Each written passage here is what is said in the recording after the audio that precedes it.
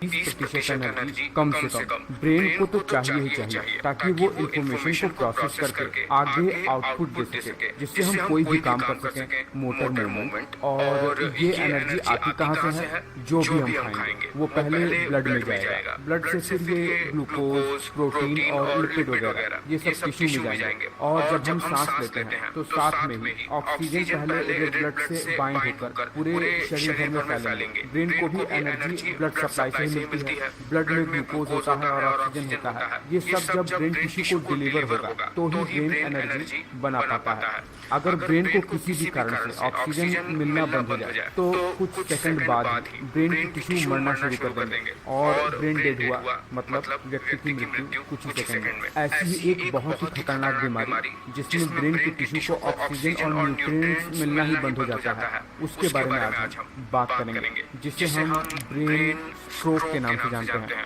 जैसे heart attack होता है ना, बिल्कुल ठीक उसी तरह ब्रेन में स्ट्रोक होता है। देखिए, शरीर में कहीं पर भी जब ब्लड का फ्लो रिड्यूस हो जाता है, जिसकी वजह से ऑक्सीजन की सप्लाई भी टिश्यू में कम होने लगती है, तो इस कंडीशन को इस्कीमिया कहते हैं। ये इस्कीमिया शरीर के ब्लड वेसल में कुछ मॉलिक्यूल के इकट्ठा हो जाने से होता है, यानी ब्लड वेसल के नैरो हो जाने से। जब मॉलिक्यूल ब्लड वेसल्स के डायमीटर को छोटा कर देते हैं, कैसे? ब्लड वेसल के दीवार में इकट्ठा होकर। ब्लड वेसल्स कई सारे लेयर से मिलकर बनी हुई होती है। जब ब्लड वेसल्स के दीवार में ये फैट या कोलेस्टेरॉल के मॉलिक्यूल इकट्ठा हो जाते हैं तो इसे एथेरोस्क्लेरोसिस कहते हैं। ये इस्कीमिया का सबसे प्रमुख कारण है। देखिए, ब्रेन के ब्लड वेसल्स में जब फैट के मॉलिक्यूल के इकट्ठा हो जाने से इस्कीमिया हो जाता है तो ब्रेन के टिश्यू को ऑक्सीजन और न्यूट्रिएंट्स मिलना ही बंद हो जाता है। और ऐसी कंडीशन को हमारे ब्रेन में इस्कीमिक ब्रेन स्ट्रोक के नाम से जाना जाता है। और अगर ब्रेन के ब्लड वेसल्स में जमा हुआ ये फैट के मॉलिक्यूल जब ब्लड वेसल के अंदरूनी दीवार को तोड़कर फटकर बाहर निकल जाते हैं तो उनके ऊपर दरअसल प्लेटलेट्स जाकर चिपकने लगते हैं, जिसे थ्रोम्बोसाइट भी कहते हैं। और जब ये इस पर चिपकते रहते हैं तो ये ब्लड वेसल्स के डायमीटर को कुछ सेकंड में पूरी तरीके से ब्लॉक कर देते हैं,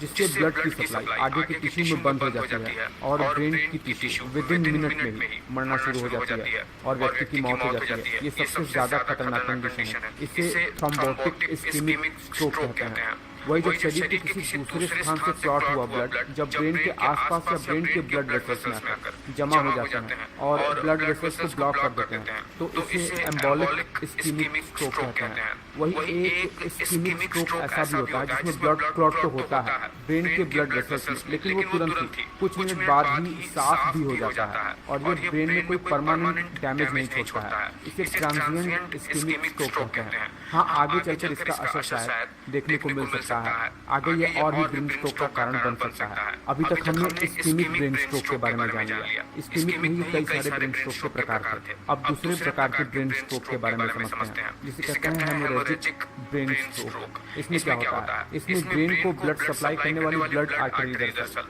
बर्स्ट होकर यानी फटकर ब्रेन के अंदर ही ब्लीडिंग करना शुरू कर देती है। अगर ब्रेन और ब्रेन के ऊपर जो कवरिंग है मेनिंजेस, उसके बीच में अगर ब्लड वेसल्स बर्स्ट हो जाती है तो कवरिंग की स्वेलिंग हो जाने के कारण से यहाँ पर ब्रेन सेल पर दबाव पड़ता है और ब्रेन सेल मरना शुरू हो जाती है। इसे सब अरेक्नोइड हेमोरेज कहते हैं। वहीं अगर ब्लीडिंग ब्रेन के टिश्यू के बीच में ही हो रही है तो इसे इंट्रा सेरेब्रल हेमोरेज कहते हैं। इसमें भी ब्लीडिंग की वजह से ब्रेन सेल डेड होने लगती है और व्यक्ति की मृत्यु हो जाती है। आपको बता दें कि हेमोरेजिक ब्रेन स्ट्रोक सिर में चोट लग जाने से, ब्रेन में ट्यूमर हो जाने से या हाई ब्लड प्रेशर के कारण से होता है। वही जो इस्कीमिक ब्रेन स्ट्रोक है जिसमें ब्लड वेसल्स नैरो हो जाते हैं, उसका मुख्य कारण smoking, heart disease, high blood pressure, diabetes जैसी कई सारी चीजें हो सकती हैं या हाई कोलेस्ट्रॉल वाले फूड का इंटेक। अब अगर किसी को ब्रेन स्ट्रोक हो रहा है तो इसका सिम्टम्स क्या क्या होगा? वैसे तो ये बहुत ज्यादा खतरनाक बीमारी है। अगर किसी को भी ब्रेन स्ट्रोक हो रहा है तो विदिन कुछ मिनट के अंदर ही व्यक्ति मर जाता है। पर जो सडन सिम्टम्स देखने को मिलेंगे वो कुछ इस तरीके से होंगे कि बिल्कुल अचानक से नमनेस और वीकनेस देखने को मिलेगी व्यक्ति के चेहरे में, आर्म्स में और लेग्स में। चेहरे का एक हिस्सा बिल्कुल लटक सा जाएगा, कंफ्यूजन होने लगेगा, व्यक्ति बोल ही नहीं पाएगा और जो सामने वाला व्यक्ति बोल रहा है वो उसे समझ ही नहीं पाएगा। व्यक्ति तुरंत वहीं पर बेहोश होकर गिर जाएगा। अगर आप ऐसे किसी भी व्यक्ति को देखें